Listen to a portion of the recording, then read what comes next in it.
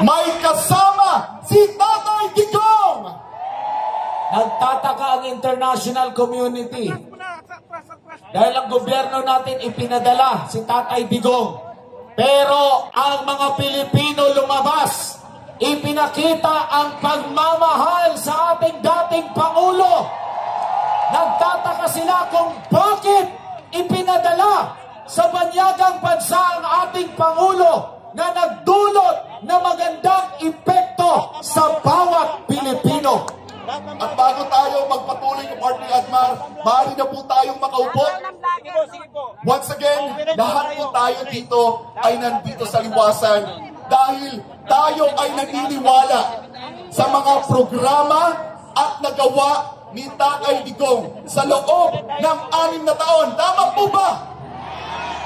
Ang bawat sa atin, isa sa atin, merong kanya-kanyang testimonya kung bakit niya gusto si Tatay Digong.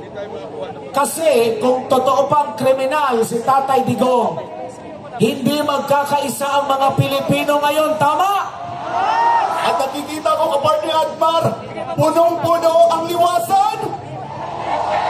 Kaya mag-ingat tayo dahil baka may mag-picture ng mga bakanting upuan.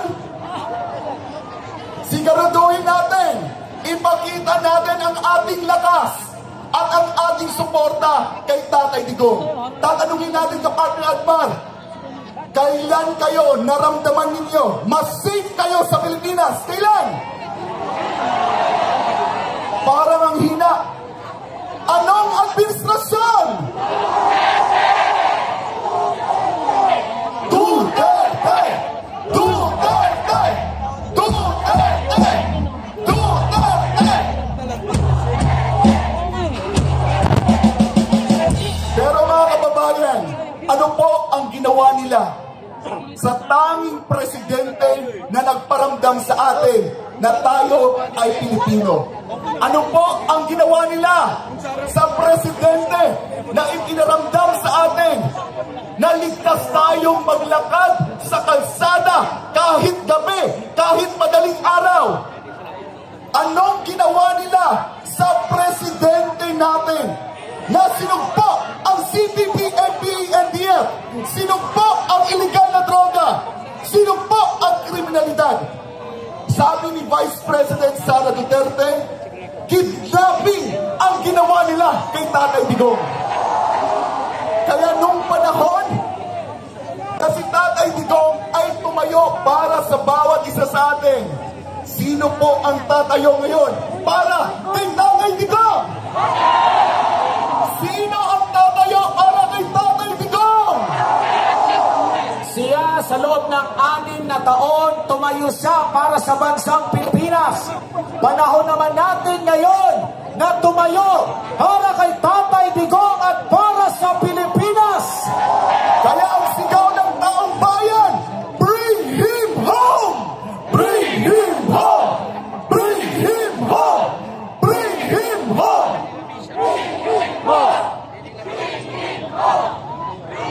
Lahat po tayo nasaktan sa gariwa nila kay Tatay Digong. Tama po ba? Sino ang hindi nakatulog dito? Lahat po tayo nag-abang. Ibinabalita nila na legal daw. With papeles daw yung paghuli nila kay Tatay Digong. Pero naniniwala ba tayo doon? Hindi. Dahil illegal kidnapping ang ginawa nila, mga kababayan.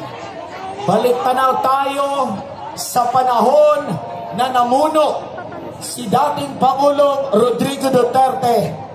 Kinumpile natin ang lahat ng kanyang mga pahayag doon kung gaano niya ipinamalas ang kanyang pagmamahal sa bansa.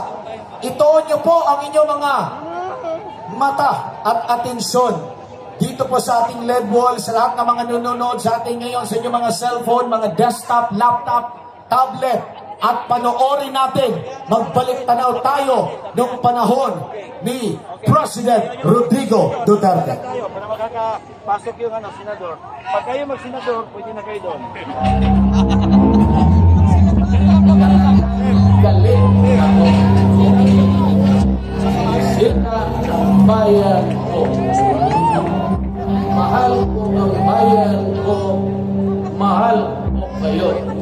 huwag kayong mamalay. But we will never compromise on dignity. Your concern is human right. Mine is human life. Law and order means you have to destroy, not only fight, but destroy the Communist Party of the Philippines. Kaya ako mamatay, maulong yung aeroplano, I am very happy.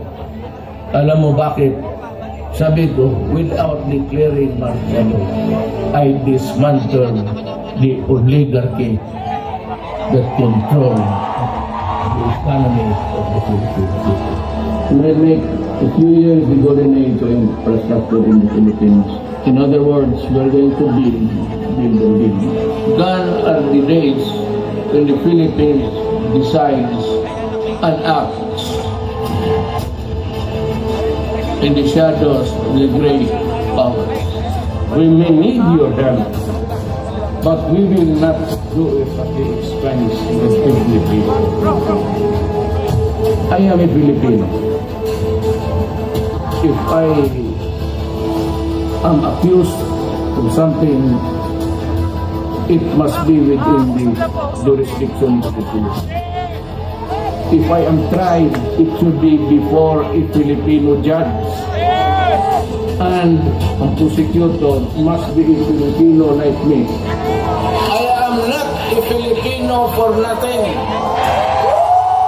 Kasi ganito lang kami kapobre. Do not with our dignity.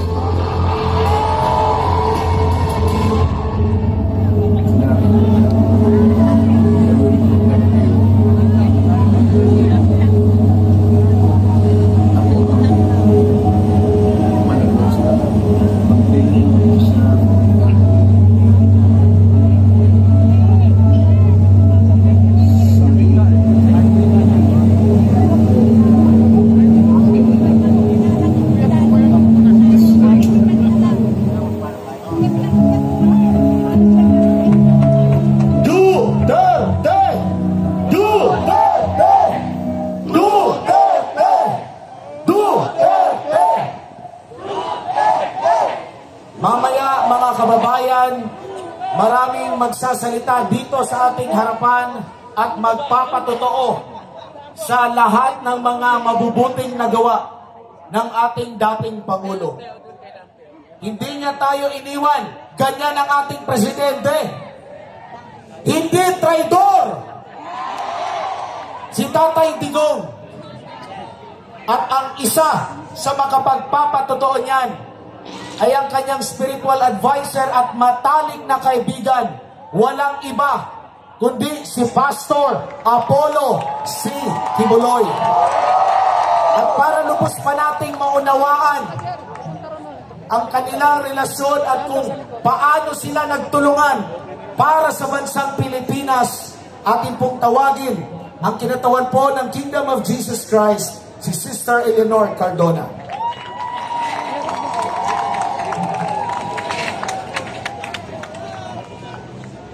Magandang hapon sa lahat ng nagmamahal kay Tatay Digong dito sa Luwasang Bonifacio. Woo! At sa lahat ng nagmamahal kay Tatay Digong sa buong Pilipinas na nakikipag-isa sa atin sa hapon ito. Live tayo sa iba't ibang probinsya, sa social media, so lahat din ng OFW nakikipag-isa po sa atin sa hapon ito. Una sa lahat, nagpapasalamat ako sa pagkakataong ito na makaibahagi ng kwento kung paano naging magkaibigan si Pastor Apollo C. Kibuloy at si Tatay Digong. Kumbaga, this is a friendship that is forged in the fire.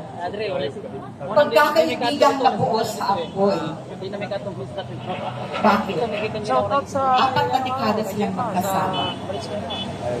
Nagkita sila, nagkakilala sila. Nung prosecutor pa lang si Tatay Digong, nag-itis sa Davao City. At nag-uumpisa pa lang ang gawain ng Kingdom of Jesus Christ. Napakasimpleng buhay. Maliit pa ang kapilya, hindi pa rin kilala si tatay. So ano ba yung klaseng pagkakaibigan meron sila? Hayaan nyo babasahin ko ito. They are two ordinary people who work together in dangerous environment. And through the years, they develop a strong friendship forged in fire. The friends who support each other through difficult illness and situation. Bakit masasabi natin doon na buo ang kanilang pagkakaibigan? Sa kalagitnaan ng apoy, kapagsubukan, kahirapan, kahit kamatayan. Noong 1980s, ang Davao City ay naging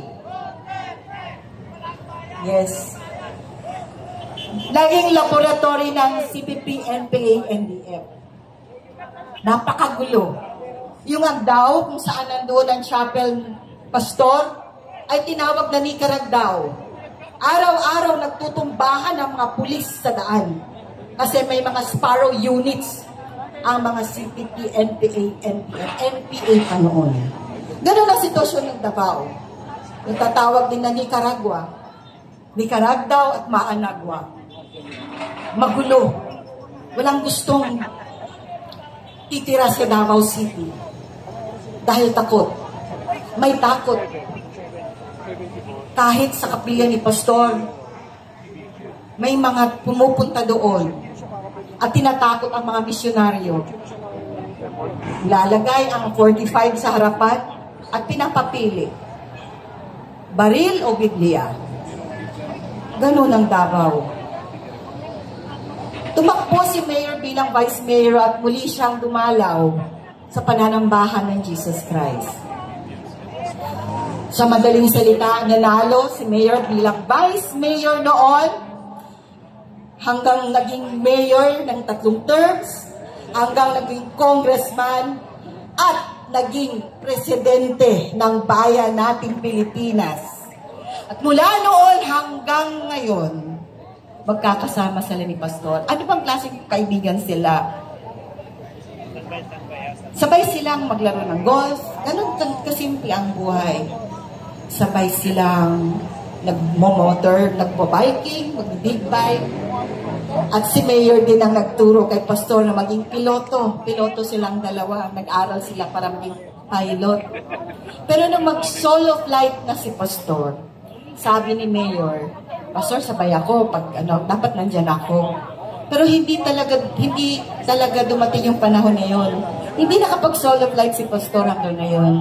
Kasi sabi ni Mayor, Pastor, delikado pag mag-solo flight ka na magpiloto sa aeroplano. Pag bumagsak yun, patay ako sa milyon-milyong members ng kingdom. Hindi nila ako mapapatawad kung mawawala ang pastor nila. So, ganun sila magkakasama.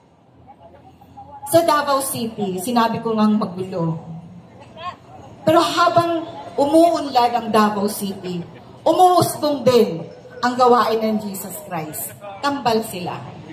Magkaiba man ang landas, magkaiba man ang kanilang ginagawa, magkaiba man ang misyon nila sa buhay.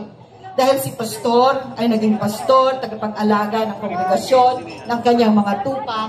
Si Tatay Digong naman ay naging ama ng syudad ng Davao. Umunlad at lumago ang Kingdom of Jesus Christ, kasabay ng pag-unlad at paglago ng Davao City. And through it all, magkasama sila. Nakita namin kung paano ang pagmamahal ni Tatay sa mga taga Davao City. Alam ko nakita niyo rin kasi naramdaman din natin nung siya naging presidente natin dito sa Pilipinas. Nung may baha sa kanilang lugar, nauuna si Tatay na doon. Alam natin kung paano siya naging taxi driver para malaman niya na talagang ligtas ang lahat ng mamamayan tuwing gabi.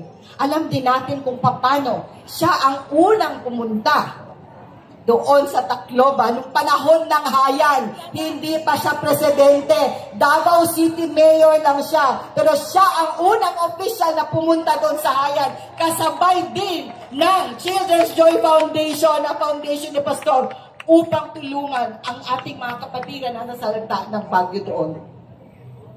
Mga kababayan, si Pastor at si Tatay Digong, they are ordinary people. Kaya nga sinabi, God calls ordinary people to do extraordinary things that God has destined them to do. Destiny. Tadhana. Tinadhana na silang dalawa na maghalos magkakambal ang kanilang misyon sa buhay. Si Pastor, tagapangalaga sa spiritual, nagbabago ng mga tao na tunay na pagbabago mula sa puso. Si Digong din ang nag-aalaga sa mamamayan, una sa Davao City. At alam ko, na-experience natin yan dito sa buong Pilipinas. Nagpapasalamat tayo dahil may isang Rodrigo Duterte na tumayo laban sa terorismo, nag-una doon sa Davao. At nung nangyari ang naging presidente siya, nilabanan din niya ang terorismo, katulad din ni Pastor, na inilaan niya ang laban kasama ang bayan upang masugpo ang insurhensya na nagpapahirap sa ating bayan. Merong isa nakipaglaban, ang ating presidente, at ganun din si Pastor. Nakipaglaban ba siya sa droga? Alam natin kung paano siya tumayo, paano siya nanindigan sa katotohanan. Sa Davao City pa man hanggang ngayon, kung ano yung bahay na tinitirhan ni Tatay Digong nung mayor pa siya hanggang naging presidente siya. Pareho lang ba ang bahay niya? Nakatira ba siya sa parehong bahay pa rin? 30 years na, nire-repair lang niya. Si Pastor, kahit lumago ang Kingdom of Jesus Christ, walang ni isa mang ari-arian na nakapangalan kay Pastor. Ganun pa rin, namumuhay na simple, although pinagpapala talaga tayo ng dakilang Ama, pareho silang hindi bumigay sa pera, hindi nababayaran ang kanilang paglilingkod at serbisyo sa bayan. Totoo sila na talagang tutunay na nagmamahal sa bayang Pilipinas.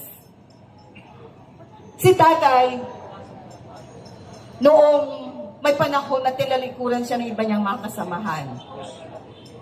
Si Pastor, nilapitan niya, at tunay nga, kahit iniwan siya, nung tumatakbo siyang mayor or congressman, pero nung pumunta siya sa Kingdom of Jesus Christ, sinabi ni Pastor, Mayor, susuportahan ka namin. Sa pantry, ha? Anong nangyari? Lahat ng members tumulong, lahat ng members lumakad, lahat talaga ng Kingdom of Jesus Christ sumuporta. Kaya landslide win pa rin si Tatay. Walang makakatalo dahil alam natin kung anong klase pamumuno meron si Tatay ko. Katulad ng twin bombing sa Davao City noong 2003 sa pier at sa airport. Kaya naitatag ang Task Force Davao. Unang-unang pinakilala ni Tatay ang mga militar sa Kingdom of Jesus Christ. Hindi kami sanay na makipag-usap sa mga military. Pero dahil kay Tatay Digong, inintroduce niya yung Task Force Davao, binuksan ng Kingdom of Jesus Christ ang compound namin para masuportahan ang task force at ang mga leaders ng Kingdom of Jesus Christ. Pinasanay ni Pastor, nag-training sila ng basic military training para maramdaman namin kung ano ang buhay ng military, kung ano ang buhay ng sundalo. Gusto ni Pastor na madama din namin kung paano ipagtanggol ang ating bansa. Pareho sila nakapagtatanggol sa ating bayan. Kaya nagpapasalamat kami sa lahat ng taon, mag-aapat na dekadang magkaibigan si Pastor at si Tatay. May mga panahon na magkaiba sila ng prinsipyo. May mga pagkakataon na hindi sila nagkaibigan. Tunay na makaibigan, pero kasi naninindigan sila sa bawat isa nilang paniniwala. Pero mga kababayan, alam niyo ba, kahit iniisip ni Pastor na hiwalayan si Tatay Digong, gusto na ni Pastor na kumalas. Dahil alam naman natin kung anong klase ang lingwahe ni Tatay. Anong klase ang buhay niya, hayag naman yan. Si Pastor naman, iba naman ang landas na tinatahak niya. Gusto man niyang humiwalay. Pero ito ang patotoo, na si Tatay Digong palaging ipinahahayag ng ating Diyos sa langit kay Pastor na huwag niyang iwanan, kay palagi niyang suportahan kahit minsan labag na sa puso, pero hindi nakakatulog si Pastor. Meron talaga kasi merong mensahe palagi ang dakilang Diyos. Kaya 18 years bago naging presidente si tatay, pinahayag na siya kay Pastor, naglalaro sila ng golf. At nasabi ni Pastor, Mayor, nanaginip ako, nasa Malacanang ka, may kausap kang mga general. Palagay ko magiging presidente ka kasi yun ang nakita ko. Sabi ni Mayor, ako Pastor, wag yan, di natin kaya yan. Dito lang tayo sa Davao, hanggang syudad lang ako. Pero natupad ba ang panaginip ni Pastor? 18 years pa bago naging presidente noong 2016. Ipinahayag na si Pastor at alam natin kung gaano nilait si tatay. Kung ano ang paglalait nito ng gap ni Pastor sa ministry, kulto si Kibuloy, nangangabuso si Kibuloy, nagmemera lang si Kibuloy, bula ang propeta si Kibuloy. Ganon din si tatay. Ano ba si tatay? Kriminal, ang bababae, bastos, di ba? Probinsyano, baduy. Anong klase ba yan? Dapat ba siyang maging presidente ng ating bansa? Ngunit dahil kinasihan siya ng Diyos, ordained siya talaga ng Diyos, kalooban ng langit na siya maging presidente ng bansang Pilipinas, dinirig talaga ang dalangin, natupad ang pahayag na binigay ng Diyos kay Pastor Apollo Kibuloy. Pinagamit ni Pastor ang resources ng kingdom. Alam natin walang budget si tatay. Para marating niya at para makapagkampanya siya sa iba't ibang dako. Pinahiram ni Pastor ang chopper, pinahiram. Nung meeting ni Abanza sa grandstand, magkasabay silang lumisan sa jet ni Pastor. Nandun kami lahat nung paalis na sila papuntang Luneta. At nung magbilangan na at tapos na ang eleksyon, saan si tatay noon? Kapiling ni Pastor. Gabi na, tapos na ang botohan. Dumating si tatay sa compound. Pastor, dito lang ako. Doon siya